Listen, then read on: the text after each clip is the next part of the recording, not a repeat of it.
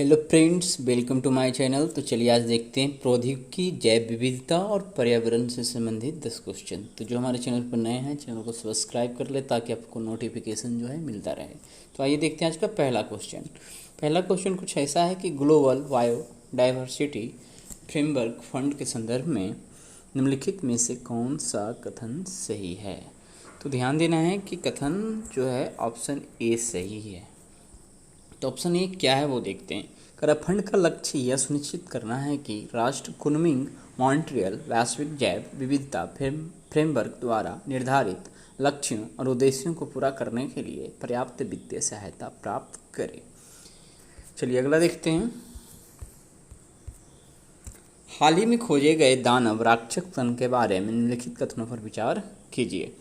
इससे सुपर कंडक्टरों का निर्माण हो सकता है जो कमरे के तापमान में काम कर सकते हैं। फिर है दानव कण की भविष्यवाणी सबसे पहले सैद्धांतिक भौतिक विज्ञानी डेविड पाइंस ने 1956 में की थी, जिनका मानना था कि ठोस से गुजरने पर इलेक्ट्रॉन अजीब व्यवहार करेंगे। विद्युत अंतःक्रिया इलेक्ट्रॉनों को संयोजित करके सामूहिक इकाइयाँ बनाती है। इससे वे ठोस पदार्थों में अपना व्यक्तित्व खो सकते हैं। तीसरा है कि राक्षसों में राक्षस कण, ठीक है ना, राक्षस नहीं होता है कुछ, राक्षसों में कुछ निश्चित द्रव्यमान होता है। वे किसी भी ऊर्जा और कमरे के तापमान में बन सकते हैं। तो ध्यान देना है कि राक्षस कण में कोई द्रव्यमान नहीं होता है, ये गलत है। लेकिन यह बात सही है कि वे किसी भी ऊर्जा और कमरे के तापमान में भी बन सकते हैं, बट निश्चित द्रव्यमान नहीं होता है। तीसरा कथन गलत है, ठीक है। तो केवल 2 सही, ऑप्शन बी करेक्ट हो जाएगा। चलिए अगला देखते हैं। हाल ही में खबरों में रहे सिमलेस 40 से संबंधित निम्नलिखित में से कौन सा कथन सही है या है। यह अल्फाबेट द्वारा लॉन्च किया गया एक बहुभाषी एआई अनुवाद मॉडल है। दूसरा है seamless M40 model speech to text, speech to speech, text to speech अनुवाद कर सकता है। सिमलेस M40 200 भाषाओं में अनुवाद कर सकता है। नीचे दिए गए कोड का उपयोग करके सही विकल्प चुनें।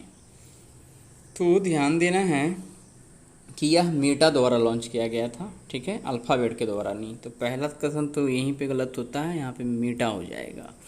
और दूसरा है कथन सही है कि seamless M40 model speech to text, speech to speech, text to speech अनुवाद कर सकता है। तीसरा है कि सिमलेस M40 2 भाषाओं में अनुवाद कर सकता है। तो यहाँ पे ध्यान देना है कि 200 भाषाओं में अनुवाद नहीं कर सकता है, 200 भाषाओं को सपोर्ट करता है, लेकिन अनुवाद जो है मात्र 100 भाषाओं को कर सकता है, ठीक है ना। तो इस प्रकार से आंसर हो जाएगा। अच्छा, पहले ये भी तो देखना है चुनना क्या है।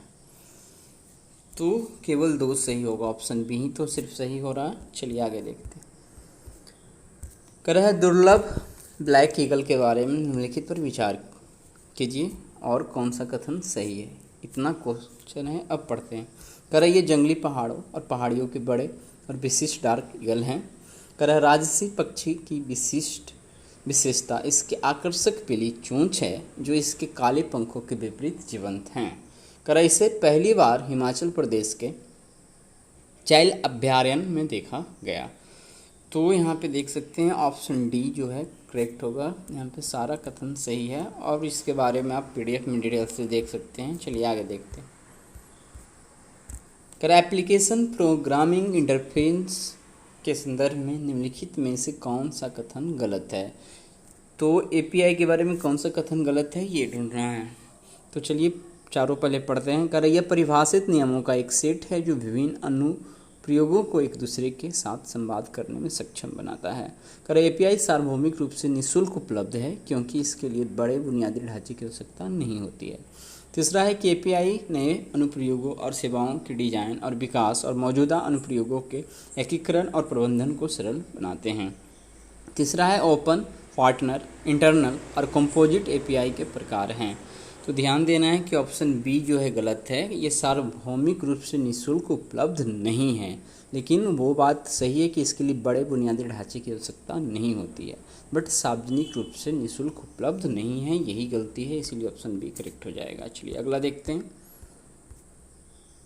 करा है यह राष्ट्रीय उद्यान पृथ्वी पर सबसे अधिक जैविक रूप से विविध क्षेत्रों में से एक माना जाता है। यह अमेजन वर्षावन का हिस्सा है और इसे 1989 में यूनेस्को बायोस्फीयर रिजर्व घोषित किया गया था।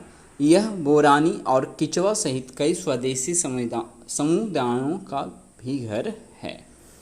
तो ये जिस उद्यान के बारे में बात हो रहा है वो है यासुनी राष्ट्रीय उद्यान, ऑप्शन सी। चलिए आगे देखते हैं। करा आनुवंशिक रूप से संशोधित जीवों और आनुवंशिक रूप से संपादित जीवों के बारे में निम्नलिखित कथनों पर विचार कीजिए। यहाँ 3 कथन हैं, तीनों देखते हैं। ठीक है, क्या बोलेंगे, जेनेटिकली मॉडिफाइड ऑर्गन्स। ठीक है, करा जीएमओ के विपरीत जो आमतौर पर अन्य जीवों से प्राप्त आनुवंशिक सामग्रियों के नए विन्यास पेश करते हैं, जिन संपादन विधियां मौजूदा आनुवंशिक सामग्री को ऐसे तरीकों से संशोधित करती है जिससे लाभकारी परिणाम मिल सकते हैं। फिर कह रहा है जहां जीएमओ लाभकारी आनुवंशिक सामग्री निकालने के लिए सभी जीवित जीवों की विविधता का उपयोग करने में सक्षम हैं, वहीं जिन संपादन का उपयोग करके उत्पादित किस्में अस्थायी आनुवंशिक सामग्री को उन तरीकों से बदलने तक सीमित है जो फायदेमंद हो सकती है। कर जीएमओ के उत्पादन के लिए जिन संपादन उपकरण का उपयोग किया जा सकता है, तो जो भी है ये ऑप्शन सी यहाँ करेक्ट है। अगला देखते हैं।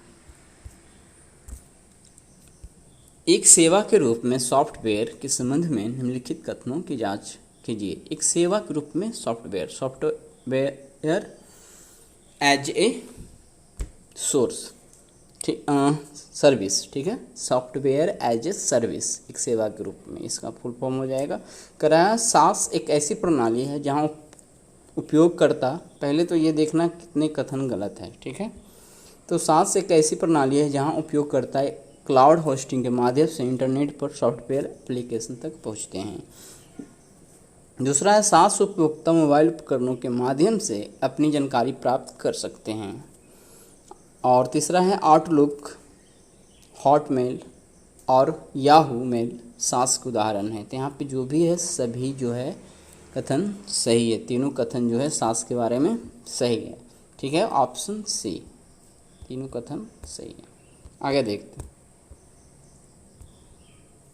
सॉरी, तीनों कथन गलत है ना, सही है, यहाँ चुनना तो गलत है ना, तो ऑप्शन डी हो जाएगा। ठीक है, तीनों कथन सही है बट क्वेश्चन में चुनना क्या है, गलत है, इसीलिए डी हो जाएगा, ऑप्शन डी करेक्ट हो जाएगा। चलिए आगे देखते हैं। सफ़ेद पेट वाले समुद्री ईगल के बारे में निम्नलिखित पर विचार कीजिए। कर ऊपर दिए गए कथनों में कौन सा से सही है। कर ये एक बड़ा रात्रिचर शिकारी पक्षी है, नहीं, ये दैनिक यानी दिन में शिकार करने वाला बड़ा पक्षी है, लेकिन दिन में। कर ये केवल भारतीय महाद्वीप में पाए जाते हैं, नहीं, ये दक्षिण पूर्व एशिया के कुछ देशों में पाए जाते हैं और भारत में भी पाए जाते हैं।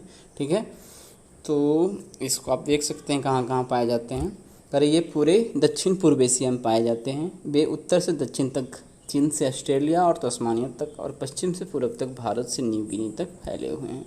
करे उनकी सीमा में सिंगापुर, इंडोनेशिया और फिलीपींस जैसे दक्षिण पूर्व एशिया के द्वीप शामिल है।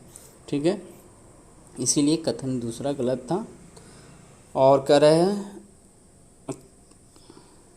यह एक बड़ा दैनिक पक्षी है, ये गलत है। तो आंसर क्या हो जाएगा इसके अनुसार, कौन सा कथन सही नहीं है, तो ऑप्शन डी होना चाहिए ना, क्योंकि दोनों कथन सही नहीं है। ठीक है, एक और है ना, नो ट्रांसप्लांटेशन के बारे में निम्नलिखित पर विचार कीजिए। पशु से मानव प्रत्यारोपण, यहीं पे आपका टोटल चीज़ है। अब पढ़ना है कि नो ट्रांसप्लांटेशन मानव में उत्तकों या अंगों का गैर मानव प्राप्तकर्ताओं में प्रत्यारोपण शामिल है। तो ये जो विधि है इसमें जो है जीव जंतुओं का जो अंग है मानव में वर्क कर सकता है उसको मानव में प्रत्यारोपित किया जाता है। ठीक है, गैर मानव प्राप्तकर्ताओं में नहीं। तो यहाँ उल्टा लिखा गया है, इसलिए पहला कदम तो आपका क्या है, गलत हो गया, गलत ही चुनना है। और देखते हैं गलत क्या है। करा है प्रत्यारोपण का सबसे बड़ा लाभ अंग अस्वीकृति है। तो उस प्रत्यारोपण का सबसे बड़ा बाधा जो है अंग अस्वीकृति है, क्योंकि प्रत्यारोपण करने के बाद भी वो क्या होता है, फैल हो जाता है। तो ये कथन भी गलती है, यहाँ लाभ नहीं है, ये हानि है या बाधा है, तो ये कर दो, गलती हो गया। और कह रहा है कि सुअर अंग प्रत्यारोपण के लिए तेजी से लोकप्रिय उम्मीदवार बन रहे हैं, मतलब लोकप्रिय अंग बन रहे हैं। सुअर का जो अंग होता है वो मनुष्य में लगाया जा सकता है, ठीक है ना। तो यहाँ पे ऑप्शन 3 जो है ये तो सही है। तो गलत कथन ही चुनना था, तो गलत कथन केवल 1 और 2 था। ऑप्शन डी यहाँ पे करेक्ट हो जाएगा, ठीक है ना, ऑप्शन डी यहाँ पे करेक्ट हो जाएगा। तो इस प्रकार से हमने आज 10 क्वेश्चन आंसर देख लिया। कल मिलते हैं बिहार स्पेशल क्यूज के साथ। तब तक हमारे चैनल पर बने रहें, वीडियो देखते रहें। धन्यवाद।